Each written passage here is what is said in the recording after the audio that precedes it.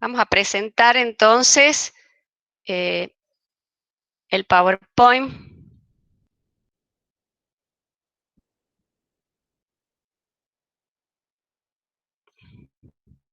Bien.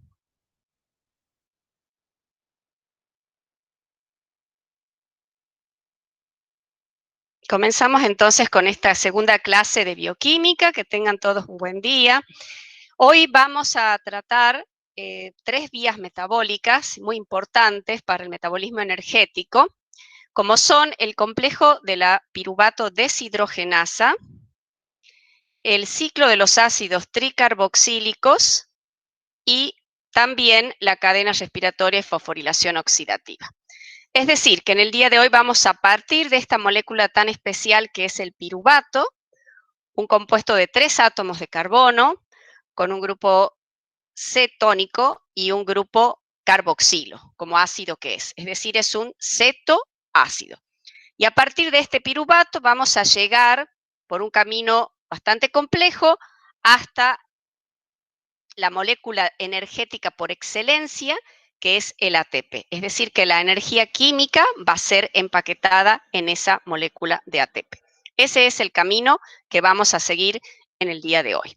Como partimos del piruvato, cabe destacar que el piruvato es una molécula que es considerada como una encrucijada metabólica. Es decir, que a partir de ella se pueden generar diferentes compuestos y también que algunos compuestos pueden dar piruvato.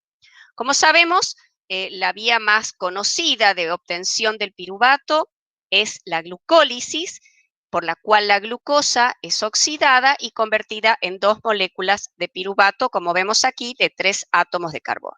Este piruvato, que está ubicado en el centro, también puede ser convertido en alanina, que es un aminoácido, mediante una catálisis, una reacción catalizada por una transaminasa, la alanina transaminasa, o sea, la que, digamos, también llamamos GPT, que ustedes conocen, es una enzima que se utiliza mucho en el diagnóstico y el seguimiento de patologías hepáticas. Y estamos ubicados en este momento en el citosol, es decir, que esta reacción se produce en el citosol.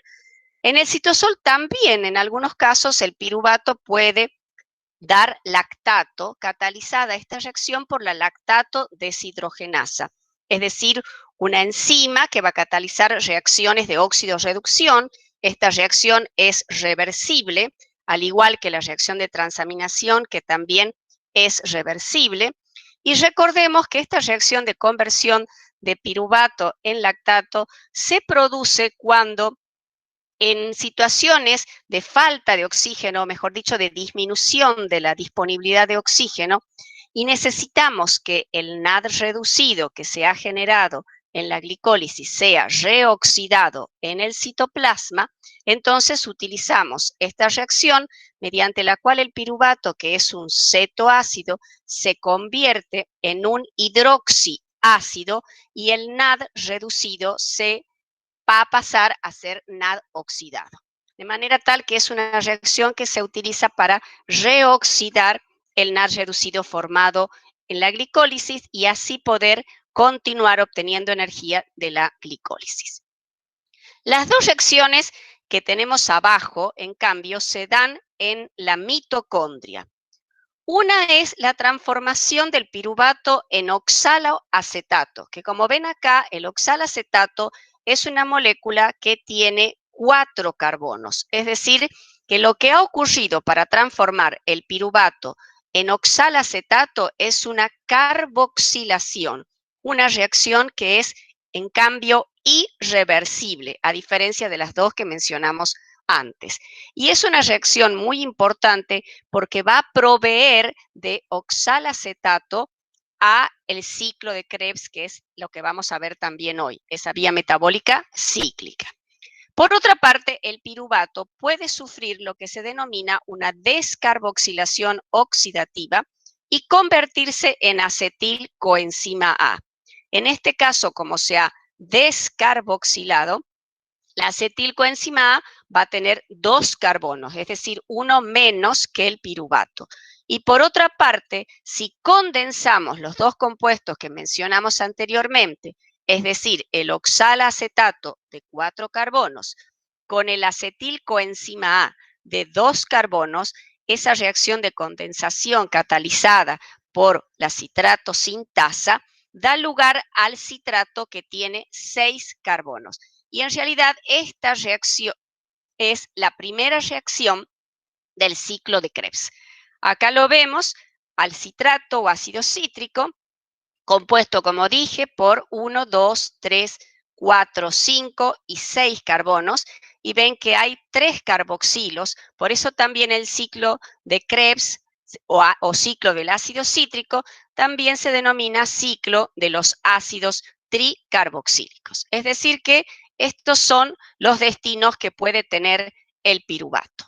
Bien, nos vamos a centrar ahora en la descarboxilación oxidativa del piruvato, reacción, como les mencioné antes, irreversible, mediante la cual el piruvato de 3 carbonos se convertía en acetilcoenzima A. Para lo cual, el piruvato que está generado en el citosol de la glicólisis debe ingresar a la mitocondria, como ya les mencioné. La membrana externa mitocondrial no tiene problema para el ingreso de moléculas pequeñas como el piruvato que pasan a través de una proteína denominada porina porque tiene forma de un poro y que permite el pasaje del piruvato por la membrana lisa mitocondrial externa. Pero cuando llegamos a la membrana mitocondrial interna, es muy selectiva en cuanto a lo que deja pasar y el piruvato va a poder pasar gracias a que existe un transportador que le permite su ingreso. Denominado piruvato translocasa en general, es un transportador de piruvato. Y ese transportador pasa el piruvato a través de él junto con protón. Un protón que se acumula aquí en el espacio intermembrana con el traslado de los protones que ocurre en la cadena respiratoria, que también está enclavada en la membrana mitocondrial interna. Es decir, que el piruvato debe sufrir varios cambios químicos para pasar de ser un cetoácido a un acetilcoenzima A. En primer lugar, dijimos que ingresa en este gráfico de la derecha a la mitocondria y todos estos cambios ocurren en el interior de la mitocondria. Debe descarboxilarse. Una vez que se descarboxila, o sea que sale estos carbonos del carboxilo terminal de aquí como dióxido de carbono, debe oxidarse y debe unirse a la coenzima A. Son demasiados cambios químicos para ser catalizados por una única enzima. Entonces, de hecho, estos cambios van a ser catalizados por un complejo enzimático que se denomina el complejo de la piruvato deshidrogenasa. Este complejo de la piruvato deshidrogenasa va a estar formado por múltiples copias de 3 enzimas que están asociadas, la enzima 1, la enzima 2 y la enzima 3. 3 enzimas y 5 coenzimas. La primera, denominada enzima 1, está asociada al pirofosfato de tiamina y es la denominada piruvato descarboxilasa. Es decir, que va a catalizar el primer paso de la salida del dióxido de carbono. La segunda enzima está asociada al ácido lipoico, que es un ácido graso de 8 carbonos, denominado esta enzima dihidrolipoil transacetilasa, que va a participar entonces en la transferencia de los grupos acetilos hacia la coenzima A. Y por último, una enzima 3 asociada a la coenzima FAD, que se denomina dihidrolipoil deshidrogenasa, que va a catalizar una oxidación. También intervienen como coenzimas la coenzima A y también el NAD, que va a actuar en la última etapa. Es decir, que todo este complejo está formado, como dije, por estas 3 enzimas, por las 5 coenzimas y además, como vamos a ver también, intervienen en el complejo enzimas que son quinasas y fosfatasas para intervenir en la regulación de este importante complejo, y no nos olvidemos que la reacción entonces es una reacción irreversible, de forma tal que el acetil-CoA no puede volver a formar piruvato y por ende acetil-CoA no va a poder formar glucosa. Es decir, que no va a ser un sustrato gluconeogenético. ¿Por qué? Porque no puede dar piruvato y el piruvato sí puede dar glucosa, pero si ella no puede dar piruvato, no va a poder dar glucosa el acetil-coenzima A. Bien, veamos un poquito más en detalle cómo actúa este complejo, del cual tenemos que acordarnos entonces que son 3 enzimas y 5 coenzimas. Primero lo tenemos aquí al complejo listo para catalizar la reacción, enzima 1 ligada a pirofosfato de tiamina, enzima 2 ligada a ácido lipoico, enzima 3 ligada a la coenzima FAD. Ingresa el piruvato y lo que va a hacer es unirse a la enzima 1 que va a catalizar la descarboxilación. Y además va a quedar unida ese grupo de 2 carbonos que queda después que se descarboxila al pirofosfato de tiamina, que es la coenzima de la enzima 1. A continuación, lo que va a ocurrir es que va a actuar ahora la enzima 2 y ese grupo de 2 carbonos va a unirse al ácido lipoico que tiene como coenzima la enzima 2. Y además se va a producir una oxidación. Acá tenemos un grupo oxidrilo que va a pasar a grupo ceto y en ese caso ocurre entonces de alcohol aceto una oxidación. Bien, luego va a ser transferido hacia la coenzima A para formar el producto de este complejo que sería la acetilcoenzima A. Bien.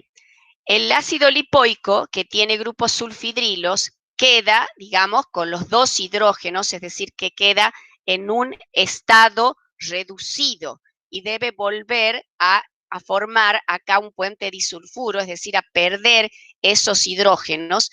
Y para eso va a actuar la enzima 3, que es una deshidrogenasa, que va a tomar los hidrógenos del ácido lipoico y va a regenerar ese puente disulfuro, y mientras esos hidrógenos que estaban, digamos, en el FAD, porque ahora pasan al FAD reducido, debe volver a ser FAD oxidado, y para eso interviene la coenzima NAD, que toma los hidrógenos del FAD y se reduce. Y entonces queda generado el FAD, como al principio, todo el complejo como estaba inicial, para volver a generar nuevamente el proceso de catálisis, de conversión de piruvato en acetilcoenzima A.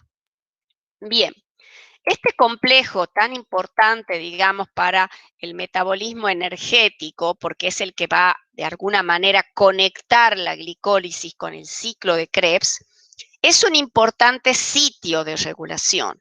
De hecho, que si su objetivo es generar energía para después entrar al ciclo de Krebs, donde se va a generar mucha energía en la cadena respiratoria y más específicamente en la fosforilación oxidativa, entonces cuando haya mucho ATP, este complejo se va a inhibir o frenar. De la misma manera, el producto final, que es acetilcoenzima A, y el NAD reducido también van a frenar a este complejo enzimático, es decir, lo van a inhibir, actuando como efectores alostéricos. Igual, cuando haya necesidad energética, lo que se va a ver manifestado por la presencia, o mejor dicho, el aumento de concentración de ADP y AMP, estos 2 efectores van a activar al complejo de la piruvato deshidrogenasa. Bien, no solamente pueden actuar directamente de un modo más rápido como efectores alostéricos sobre esta enzima o este complejo, mejor dicho, enzimático, sino que también podemos tener una regulación por fosforilación y desfosforilación del complejo piruvato deshidrogenasa. De forma tal que el complejo piruvato deshidrogenasa, cuando se encuentra fosforilado, está inactivo. Y para fosforilarlo o para inactivarlo, debe actuar una enzima denominada piruvato deshidrogenasa quinasa, que como toda quinasa introduce grupos fosfatos. Bien, esa piruvato deshidrogenasa quinasa, que forma parte también del complejo de la piruvato deshidrogenasa, está activada por el acetil-CoA, por el NAD reducido y por el ATP. O sea que pueden actuar directamente como efectores alostéricos o pueden actuar activando a la quinasa del complejo que fosforila y al fosforilar inactiva al complejo. Mientras que una enzima denominada piruvato deshidrogenasa fosfatasa, que es capaz de sacar este grupo fosfato que está aquí, va a hacer que el complejo vaya a una forma activa. Por ejemplo, la insulina va a activar de algún modo a esta fosfatasa. Bien, de manera tal que lo que hay que tener bien claro, como lo habíamos mencionado en la clase pasada, que esta vía que interviene en el metabolismo de obtención de energía responde al estado de energía de la célula, de forma tal que si hay demasiado ATP, o sea, más de lo que la célula está necesitando, entonces se frena el complejo de la piruvato deshidrogenasa. Bien. Veamos ahora la continuación, que sería el ciclo de Krebs. Lo primero que tenemos que ubicarnos es que en el ciclo de Krebs es una vía metabólica cíclica que se produce en el interior de la mitocondria y más específicamente en la matriz mitocondrial, ese espacio que delimita la membrana mitocondrial interna. ¿Cuáles son, antes de ver paso por paso, el esquema, cuál es, mejor dicho, el esquema general del ciclo de Krebs? Al ciclo de Krebs va a ingresar ese acetil-CoA que habíamos generado por el complejo de la piruvato deshidrogenasa y luego de dar una serie de vueltas y de conversiones en diferentes complejos, el resultado final de una vuelta va a ser que se generan 3 NAD reducidos y un FAD reducido. Es decir, hay 4 etapas en las que se producen oxidación de compuestos y los electrones y los protones de esos procesos oxidativos van a ser tomados por las coenzimas que van a pasar a ser coenzimas reducidas. Por otra parte, se forman 2 moléculas de dióxido de carbono y también hay una fosforilación a nivel de sustrato que consiste en una conversión de GDP en GTP. Ese sería el esquema más general y que no debemos olvidar del ciclo de Krebs. Bien, otra cuestión que debemos tener en cuenta es tener claro cuántos átomos de carbono va teniendo cada uno de esos intermediarios del ciclo de Krebs. Entonces, habíamos dicho que el ácido pirúvico tenía 3 carbonos y que por la descarboxilación oxidativa catalizada por el complejo piruvato deshidrogenasa se convertía en un acetil-CoA de 2 carbonos. Ese acetil-CoA de 2 carbonos, también lo mencionamos, se unía al oxalacetato de 4 y obteníamos un ácido cítrico de 6 carbonos. Luego ocurren 2 etapas en las cuales se producen descarboxilaciones oxidativas, es decir, que perdemos dióxido de carbono y al oxidar el NAD se reduce, de 6 carbonos pasamos a 5 y en la siguiente descarboxilación oxidativa, donde perdemos otra molécula de dióxido de carbono, el compuesto de 5 pasa a ser de 4. Y de ahí en más, los intermediarios del ciclo de Krebs siguen con 4 carbonos. Ocurre la formación de primero GTP y después ATP, es decir, fosforilación a nivel de sustrato. ocurre otra oxidación en la que el FAD se reduce, ocurre otra oxidación en la que el NAD se reduce, pero los compuestos siguen siendo de 4 carbonos. Si lo vemos más en detalle aquí, podemos ver que el acetil-CoA con el oxalacetato dan citrato, que el citrato después pasa a un isómero denominado isocitrato, y ese isocitrato se descarboxila, se oxida, es decir, que salen electrones, y da el alfa-cetoglutarato, entonces, que va a ser de 5 carbonos. Luego, otra descarboxilación y obtenemos el succinil-CoA, que va a ser de 4 carbonos. La formación de ATP por fosforilación a nivel de sustrato, por la cual se rompe este enlace de alta energía que une el succinil a la CoA, y succinato, fumarato, malato y oxalacetato siguen siendo entonces de 4 carbonos. Y acá vemos que los 4 lugares en los cuales se producen oxidaciones, esos electrones juntos con los protones son trasladados por las coenzimas reducidas a la cadena transportadora de electrones, donde van a ser reoxidados, es decir, van a formar NAD oxidado y FAD oxidado, y donde también se va a formar el ATP. Bien, esto sí sería un esquema del ciclo de Krebs más en detalle. No es necesario que sepan con tanto detalle las fórmulas, pero sí que conozcan cuáles son las transformaciones que se van a producir, y para entender las transformaciones hay que ver lo que ocurre en las fórmulas químicas. De manera tal que comencemos por el principio. Acetil-CoA, que venía del complejo piruvato deshidrogenasa, oxalacetato se unen por acción de la citrato sintasa, ¿sí? Se va a liberar el acetilcoenzima A y se va a formar el citrato. Luego el citrato, para pasar a ser isocitrato, donde lo único que tiene que ocurrir es la transferencia de este grupo oxidrilo a otro carbono, primero se deshidrata, es decir, que pierde agua por acción de una enzima, catalizado por la acción de una enzima denominada aconitasa. Cuando pierde agua, pierde ese grupo oxidrilo y se introduce un doble enlace.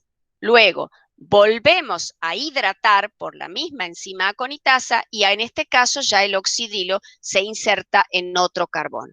Es decir, que para cambiar de lugar, digamos así, ese oxidrilo, debemos primero deshidratar y luego se debe hidratar. Y así obtenemos el isocitrato, un isómero.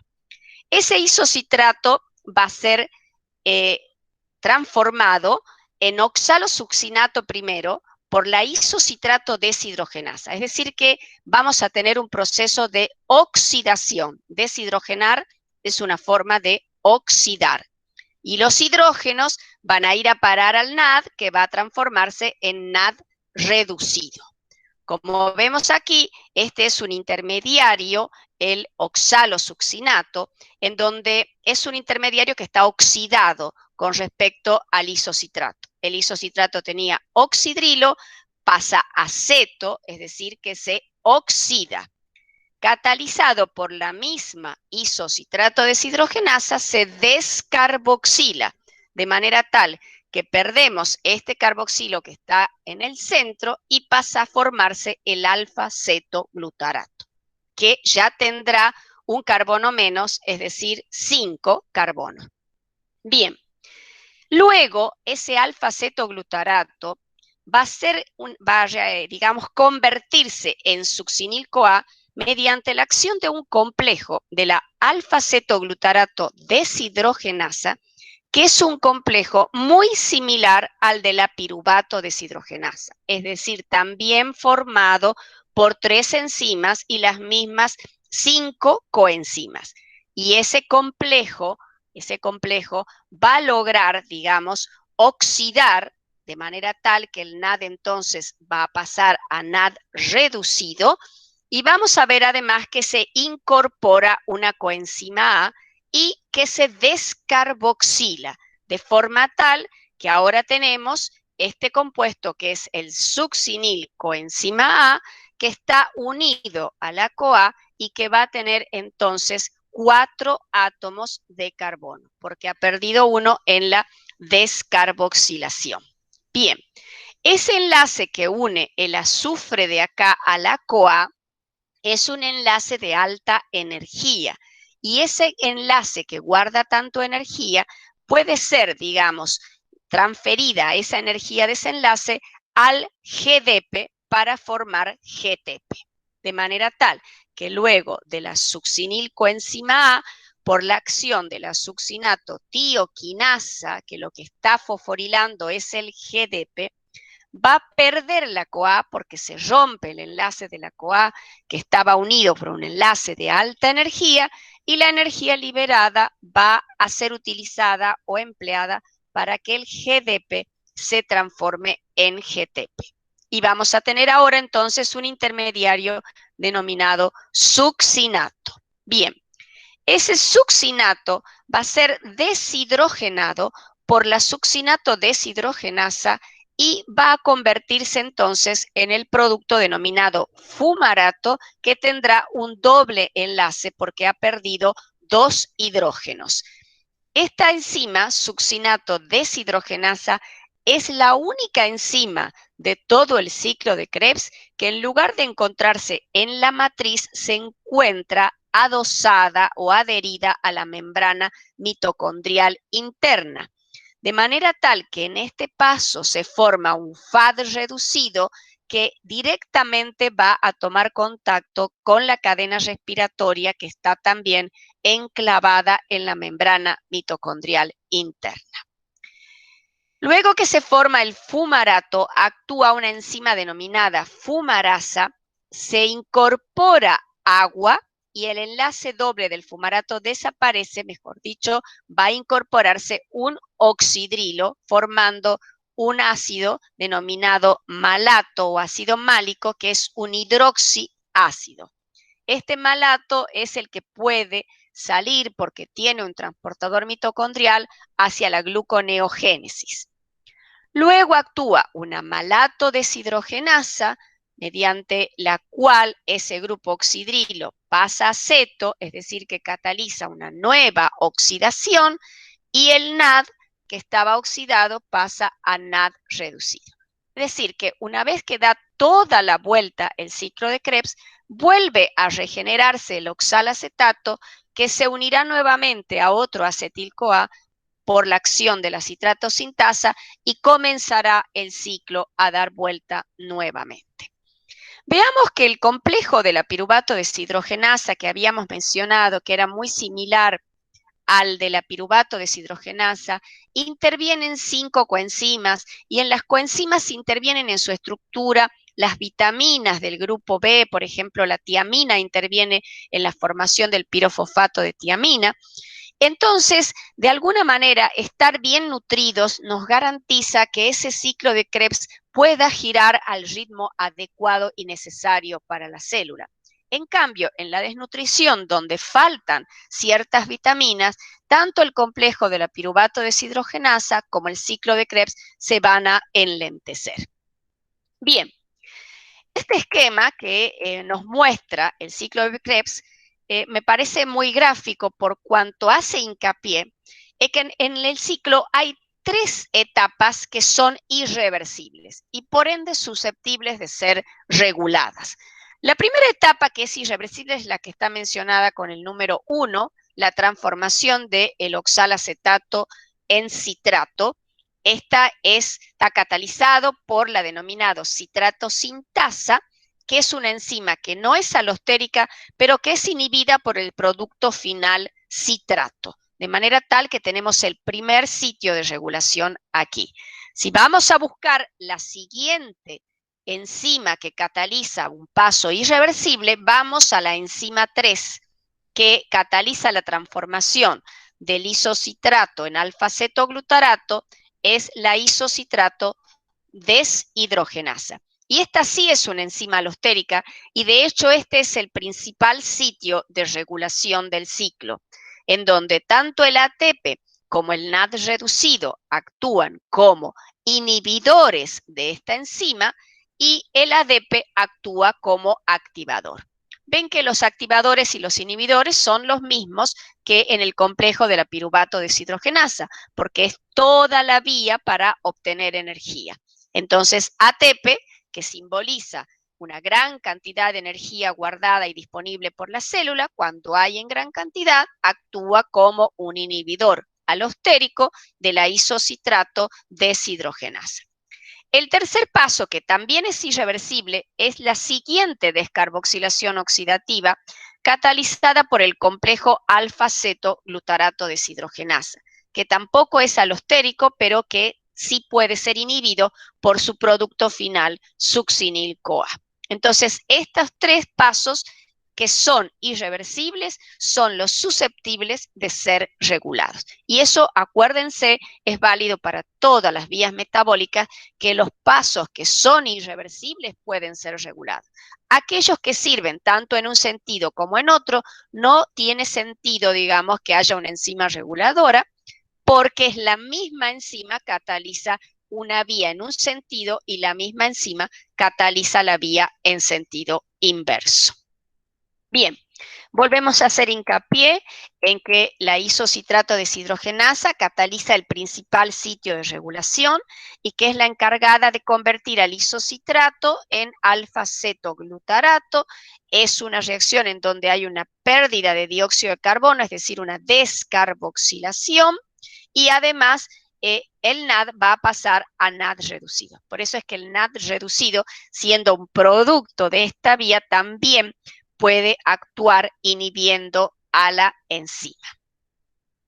Bien, hagamos hincapié también en el paso que denominamos fosforilación a nivel de sustrato, es decir, la formación de ATP mediante la energía que ha guardado el enlace químico de un compuesto, de un sustrato, donde no hace falta oxígeno, donde no hace falta la intervención de la cadena respiratoria.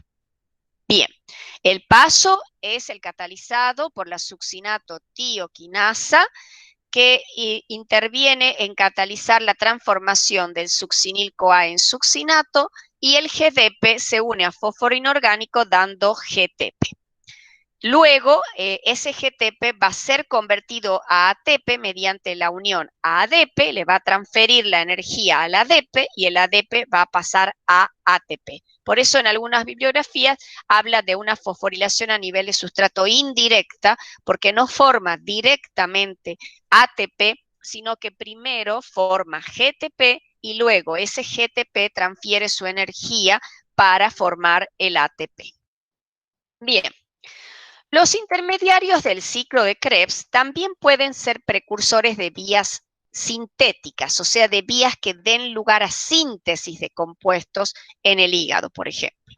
De forma tal que, si bien netamente, digamos, en su gran mayoría el ciclo de Krebs puede ser considerado una ruta catabólica oxidativa, hay algunos intermediarios que pueden salir hacia rutas biosintéticas. Por eso es que en general se habla de que es una vía anfibólica que puede generar tanto productos de la degradación como compuestos que van hacia vías sintéticas, o sea, vías de síntesis de otros compuestos. Y veamos un ejemplo. El citrato, como ya lo habíamos mencionado, puede salir de la mitocondria hacia la formación de ácidos grasos que se produce en el citosol de la célula.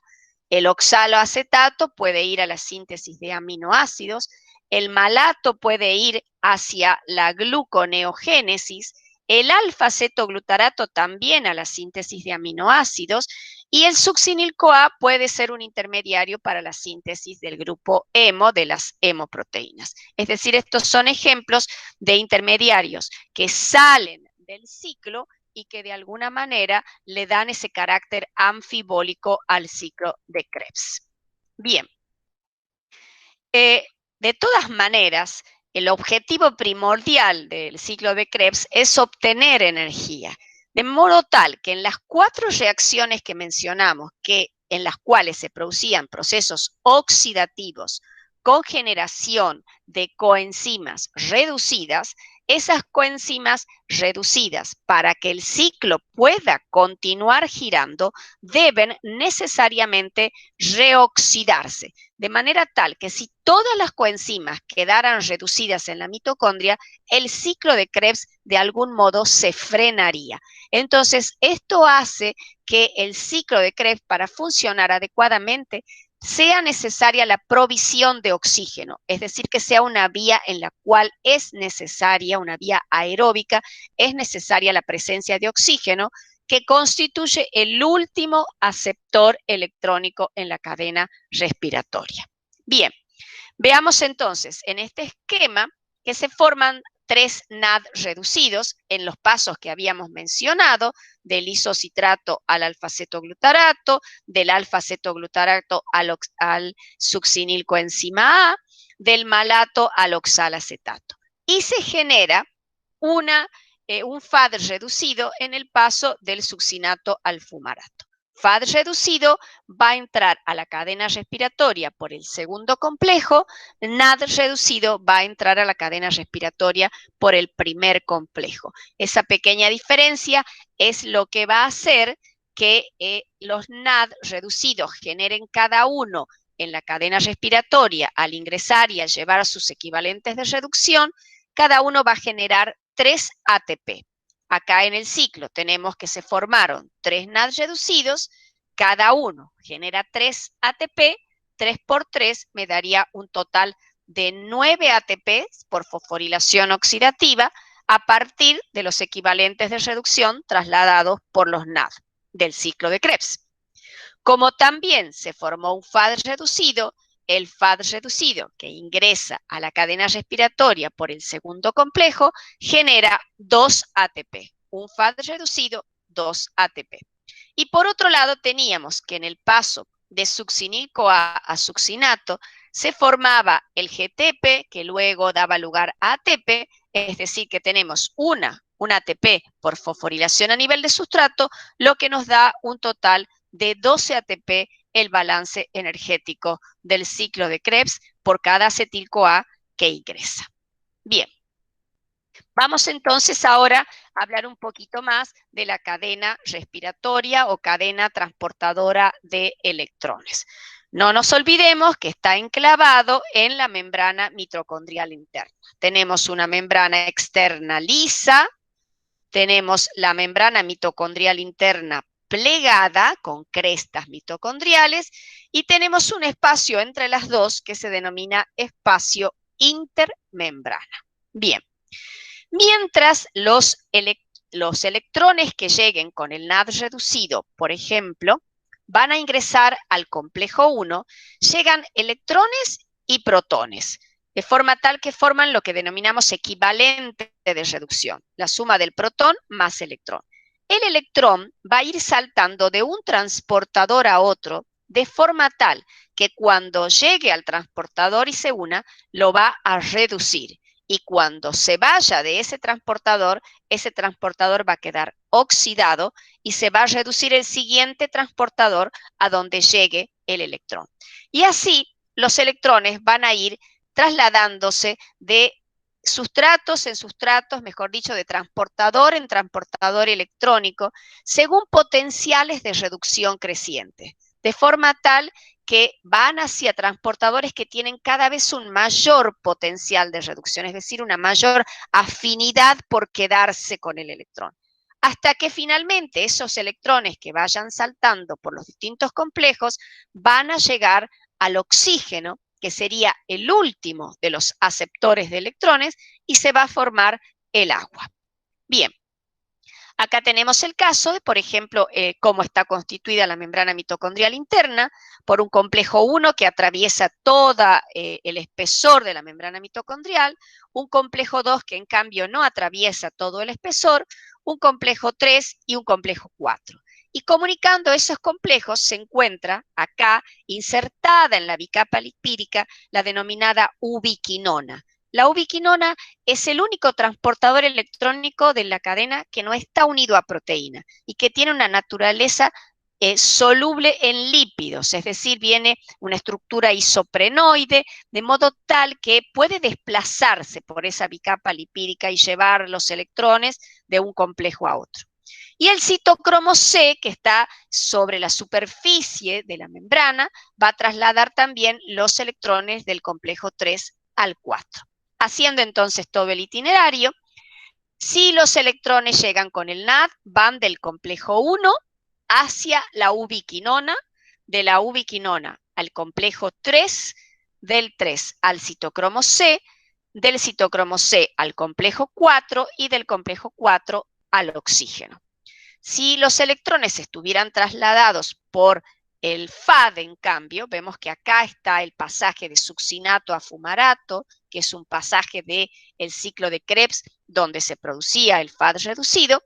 Electrones que vienen del FAD, vuelvo a repetir, entran por el complejo 2, pasan a la ubiquinona, de ahí al complejo 3, de ahí al citocromo y de ahí al complejo 4 y de ahí finalmente al oxígeno molecular para dar el agua. De manera entonces que esta diferencia es la que hace que los electrones o los equivalentes de reducción que vienen del NAD y los que vienen del FAD den al final una diferencia en la cantidad de ATPs generados.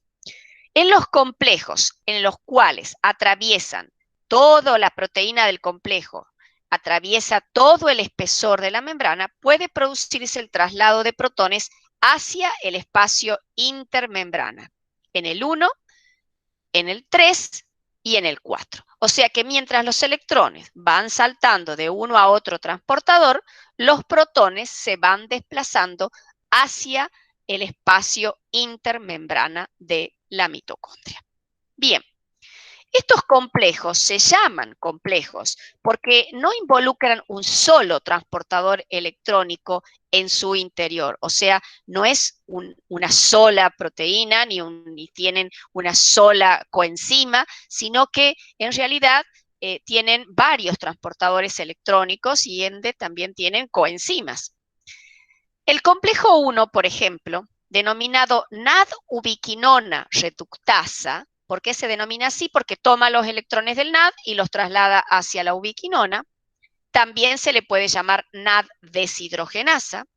Ese complejo 1 está formado por flavina mononucleótido y también por varios complejos ferrosulfurados. O sea que los electrones van a ir pasando de unos a otros de ellos. Y de ahí van a pasar a la coenzima Q o ubiquinona.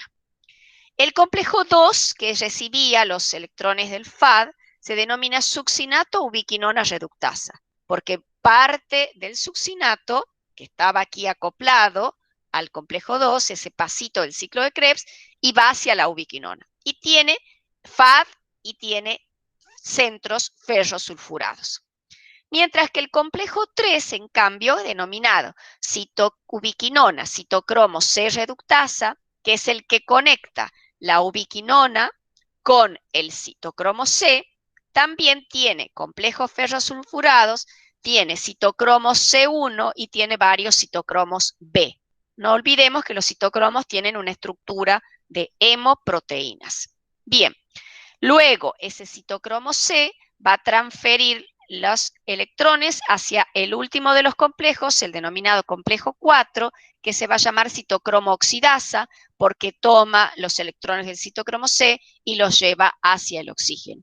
Y este complejo tiene varios tipos de citocromos A y tiene también cobre asociado. O sea que recordemos que los complejos están formados por varios componentes.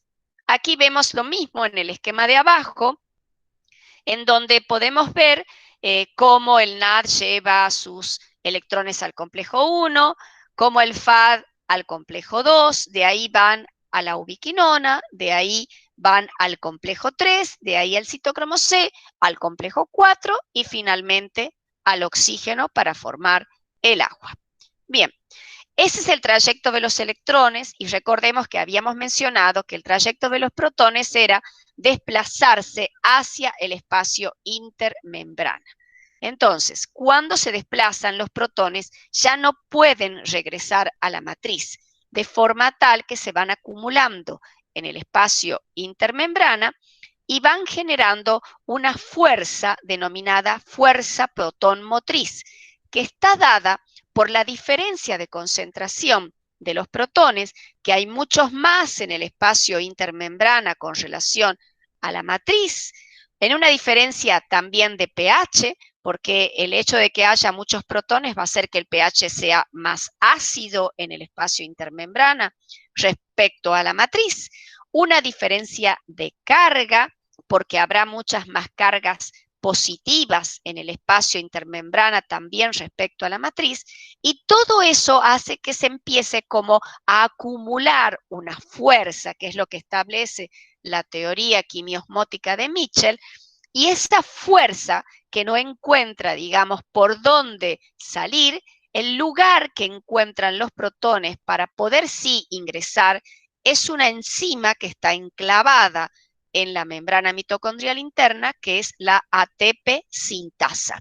La ATP sintasa forma como una especie de túnel por el cual los protones pueden ingresar y con tanta fuerza que provocan cambios conformacionales en la proteína enzimática que conducen a que esa energía que tenían los protones al ingresar sea transferida a las moléculas de ADP y forme en cambio una molécula de ATP. De modo tal que, como vemos en este esquema, que es del libro de Leninger, hay una diferencia de gradiente de pH, una diferencia de potencial eléctrico, y todo esto forma esa fuerza protón motriz que impulsa la síntesis de ATP. Vemos que la molécula de la enzima ATP sintasa tiene una porción que se denomina F0, que está enclavada en la membrana mitocondrial interna, y una porción F1, que tiene una forma más bien esférica, que está hacia la matriz mitocondrial. Bien, esta enzima ATP sintasa es una molécula muy compleja formada por varias subunidades de tipo C, de tipo A, de tipo B, que forman una especie de rotor, porque cuando ingresan los protones hacen girar esta porción F0 y ese movimiento se va a trasladar hacia la porción F1, que está formada por 3 subunidades alfa y 3 subunidades beta, como si fueran los gajos de una naranja, y en el centro tiene una especie de eje formado por las subunidades gamma y las subunidades epsilon, perdón. Esas subunidades beta, que son 3, son las que tienen la actividad enzimática ATP sintasa, o sea, son las que poseen los sitios activos para que se unan los sustratos ADP y fosfato y fósforo inorgánico para formar el ATP. Bien, vemos acá los cambios que ocurren en ese sitio catalítico de cada subunidad beta de la porción F1 de la ATP sintasa. Esto vemos que son 3 subunidades beta y cada una de esas 3 está en un estado diferente, denominados laxo, cerrado y abierto. El estado 1, denominado laxo, es el que puede albergar al ADP más el fósforo inorgánico, y cuando pasa a un estado cerrado, que sería el estado 2, se forma el ATP. Luego pasa al estado abierto, mediante el cual el ATP puede salir ya de la enzima como producto final. Y cada una de estas subunidades va intercambiando su estado de estado laxo a cerrado y abierto, de forma de ir constituyendo una especie de ciclo entre un estado y el otro. Lo normal entonces es que fluyan los electrones de unos complejos hacia otros, pasando por la ubiquinona y el citocromo C hasta llegar finalmente al oxígeno y formar el agua. Mientras los protones vayan trasladándose en 3 de los complejos hacia el espacio intermembrana y al constituir esa fuerza protón motriz ingresen a través de la ATP sintasa y formen ATP. ATP que saldrá luego de la célula para ser utilizado, digamos, mejor dicho, saldrá de la mitocondria para ser utilizado por la célula como fuente de energía. Ahora, puede ocurrir que haya, digamos, alteraciones tanto en el flujo de los electrones como en el traslado de los protones. Y ahí tenemos el caso de los inhibidores de la cadena respiratoria, sería el primer caso, en donde interfieren en el flujo normal de los electrones. Es decir, que inhiben la transferencia electrónica entre los diferentes complejos, bloquean esa transferencia electrónica, deteniendo, en cierto modo, el flujo de electrones en diferentes lugares. Y acá tenemos, por ejemplo, la rotenona, que puede inhibir el pasaje hacia la coenzima Q, o la antimicina A, que puede interferir aquí, o el cianuro, que es un veneno que puede interferir en el paso hacia el oxígeno, de forma tal que, bueno, la cadena respiratoria va a ser frenada y por ende muchos de estos venenos pueden llegar a provocar la muerte por detención de ese flujo electrónico. También puede ocurrir que los protones no vayan, digamos, desde el espacio intermembrana, no vuelvan a la matriz a través de la ATP sintasa, sino que tomen otro camino alternativo. Un camino alternativo sería pasar por una proteína denominada desacoplante, que lo que hace es desacoplar el traslado electrónico con la fosforilación oxidativa, que sería la síntesis de ATP. O sea, en este caso, un desacoplante permite que se trasladen bien los electrones, pero no permite que los protones ingresen por la ATP sintasa. Un caso que es normal, digamos, no implica ninguna patología, es el de la termogenina, que es un desacoplante que va a llevar a la producción de calor, porque ese desacoplante o esa proteína se ubica en una posición anterior a la ATP sintasa y permite que el flujo de protones ingrese por ella, en lugar de ingresar por la ATP sintasa. Y en ese caso, la energía esa de la fuerza protón motriz se utiliza para producir calor. De hecho, el tejido adiposo, denominado tejido adiposo pardo, tiene una alta cantidad de termogenina en sus mitocondrias, tiene muchas mitocondrias y tienen mucha termogenina las mitocondrias, por lo que es capaz de producir bastante calor.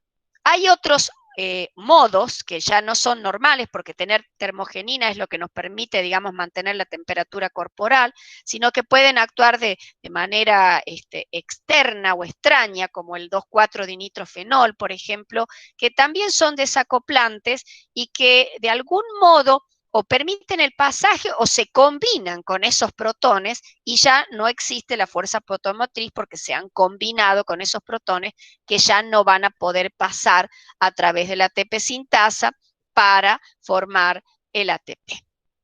Bien, con esta última diapositiva que repasa todo lo que hemos visto, nos despedimos. Veamos, acá tenemos la célula, dentro de la célula el organoide mitocondria.